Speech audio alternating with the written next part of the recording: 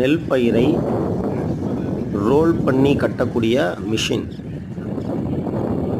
இயற்கை விவசாயத்திற்கும் இதை பயன்படுத்தலாம். இன்றைய ஆள் பற்றாக்குறையை எளிமையாக நாம் நிவர்த்தி செய்து கொள்ளலாம்.